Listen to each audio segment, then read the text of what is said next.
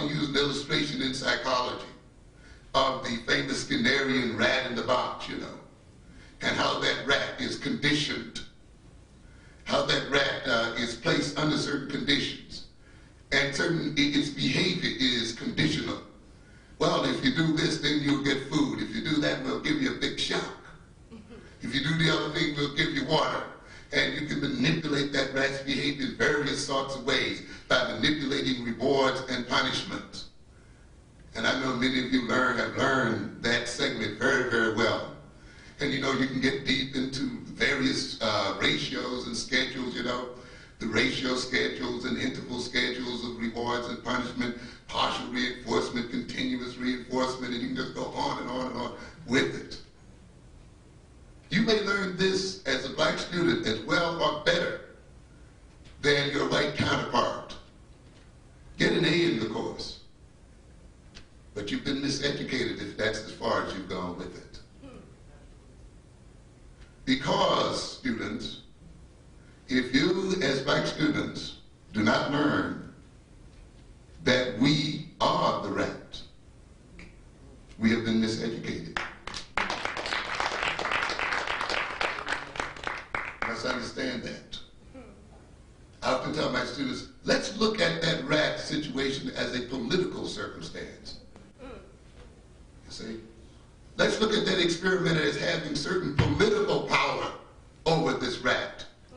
And it is the political differential between this experimenter and the rat that allows that experimenter to create the rat and create in the rat a personality and a behavioral orientation. It is that experimental's political power to control the very vital essentials of that rat's life that makes that experimental capable of conditioning that rat. When that experimenter is through with that rat, it's not like any other rat. It has been created. It is artificial. It is no longer natural. It lives under certain circumstances. It lives in that box. But it not only lives in that box, the box will begin to live in it. And in its behavior, it will reflect having lived under those conditions. So if you as a black student identify with that experimenter, given our present political, social circumstances, you have misidentified yourself. If the white student identifies with it, he is closer to reality because his fathers and mothers are a part of that political differential that determines when black people are going to get fed, when they're going to get water. Think about perhaps where you live today. Where does the water come from? Who has control of it? Who has control of the food? Who turns the lights on and off if you don't exhibit some bill-paying behavior? Who determines how the jobs that you go to? Who tells you how to dress? Who tells you what kind of language to speak? Get rid of that bad black English and learn standard English. Talk this way, dress this way, walk that way. And you will see in every aspect of our lives, because another people have profound economic and social control over our lives, they create in us certain personality orientations. In other words, then, we can see Skinner boxes all over this world as far as black people are concerned. Not only in the ghettos of New York City and across this nation, but in whole African nations where we've let other people have control over the vital resources of our lives.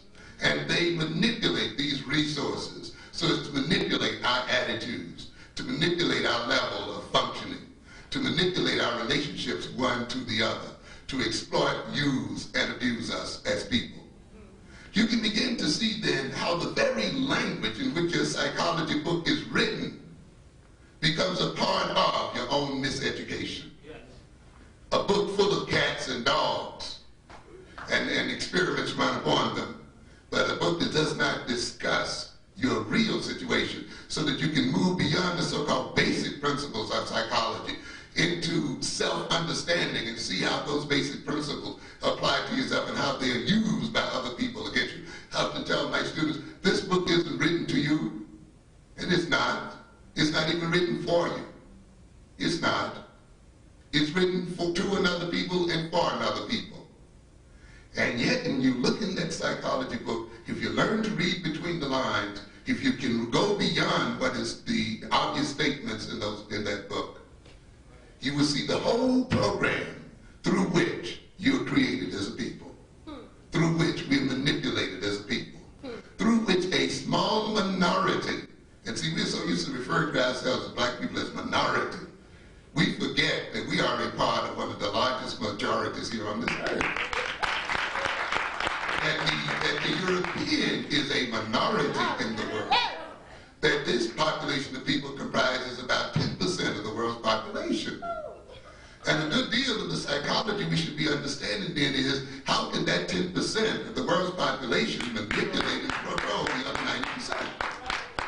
And this becomes particularly acute when we recognize that the world's wealth, natural minerals and so forth, are under the soils of that other 90%. And it's a vital question that a black psychology has to answer and deal with. Why is it that when we see Africans literally starving to death above vital resources without which this country could not function? When we look at South Africa, we see an area of Africa that is vital to the space-age technology of this nation. These minerals and these substances that are dug out of the southern African soil, if they were not exported and imported into this nation, you would not enjoy a lot of the so-called technology you now take for granted. And the African continent is essentially the only continent other than Russia that contains some of these vital minerals. I mean, some of these minerals are produced almost up to 100% of this nation's need. And yet we see black Africans starving above this kind of wealth. And yet we see nations such as Japan with hardly no mineral base whatsoever as what? An extremely wealthy and powerful nation. That means, ladies and gentlemen, some kind of psychology exists in this world such that the rich are made poor and made to think that they are poor, and the poor are made rich and made to think that they are rich.